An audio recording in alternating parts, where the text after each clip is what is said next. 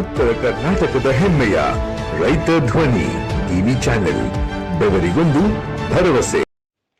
ಲಕ್ಷ್ಮೇಶ್ವರ ಸಮೀಪದ ಶಿಗ್ಲಿ ಗ್ರಾಮದಲ್ಲಿ ಮಣ್ಣೆತ್ತಿನ ಅಮಾವಾಸ್ಯೆಯ ಹಿನ್ನೆಲೆ. ಮಣ್ಣು ಮತ್ತು ಎತ್ತು ಎಂಬ ಎರಡು ಪದಗಳ ಸಂಯೋಜನೆಯಿಂದ ಮಣ್ಣೆತ್ತು ಎಂಬ ಪದ ರೂಪುಗೊಂಡಿದೆ. ಕೃಷಿಯ ಮೂಲಾಧಾರವಾದ ಭೂಮಿ ಮತ್ತು ಕೃಷಿ ಕಾರ್ಯದ ಪ್ರಮುಖ ಸಹಚರರಾದ ಎತ್ತುಗಳ ಮಹತ್ವವನ್ನು ಸಾರುವ ಹಬ್ಬವೇ ಮಣ್ಣೆತ್ತಿನ ಅಮಾವಾಸ್ಯೆ.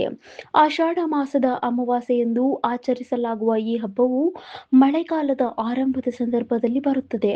ರೈತರು ಬಿತ್ತನೆ ಕಾರ್ಯಗಳಲ್ಲಿ ತೊಡಗಿರುವ ಸಮಯದಲ್ಲಿ ತಮ್ಮ ಕೃಷಿ ಜೀವನದ ಬೆನ್ನೆಲುಬಾದ ಎತ್ತುಗಳಿಗೆ ಹಾಗೂ ಭೂಮಿ ತಾಯಿಗೆ ಕೃತಜ್ಞತೆ ಸಲ್ಲಿಸುವ ಉದ್ದೇಶದಿಂದ ಈ ಆಚರಣೆಯನ್ನು ನಡೆಸುತ್ತಾರೆ.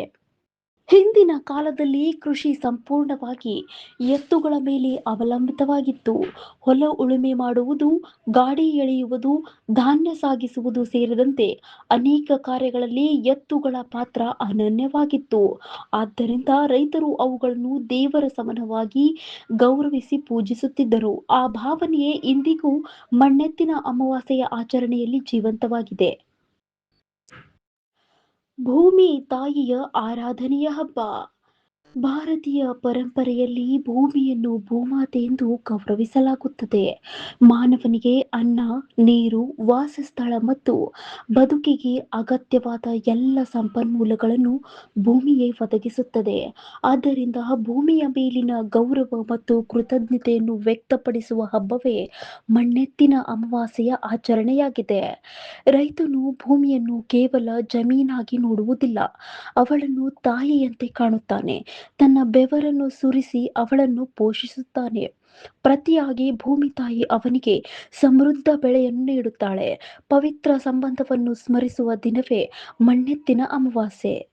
ಈ ಹಬ್ಬವು ಭೂಮಿಯ ಫಲವತ್ತತೆಯನ್ನು ಕಾಪಾಡುವ, ಪರಿಸರ ಸಂರಕ್ಷಣೆಯ ಮಹತ್ವವನ್ನು ಅರಿಯುವ ಮತ್ತು ಪ್ರಕೃತಿಯೊಂದಿಗೆ ಸಾಮರಸ್ಯದಿಂದ ಬದುಕುವ ಸಂದೇಶವನ್ನು ಸಾರುತ್ತದೆ. ಹಬ್ಬದ ಆಚರಣೆಗಳ ವೈಭವ. ಮಣ್ಣೆತ್ತಿನ ಅಮಾವಾಸ್ಯೆಯಂದು ಗ್ರಾಮೀಣ ಪ್ರದೇಶಗಳಲ್ಲಿ ಬೆಳಗ್ಗಿನಿಂದಲೇ ಹಬ್ಬದ ಸಂಭ್ರಮ ಮನೆ ಮಾಡುತ್ತದೆ.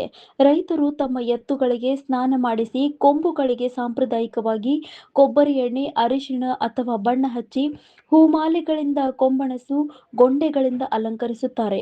ಕುತ್ತಿಗೆಗೆ ಗೆಜ್ಜೆಯ ಸರವನ್ನು, ಗಂಟೆಗಳನ್ನು ಕಟ್ಟಿ ಅವುಗಳನ್ನು ವಿಶೇಷವಾಗಿ ಸಿಂಗರಿಸಲಾಗುತ್ತದೆ.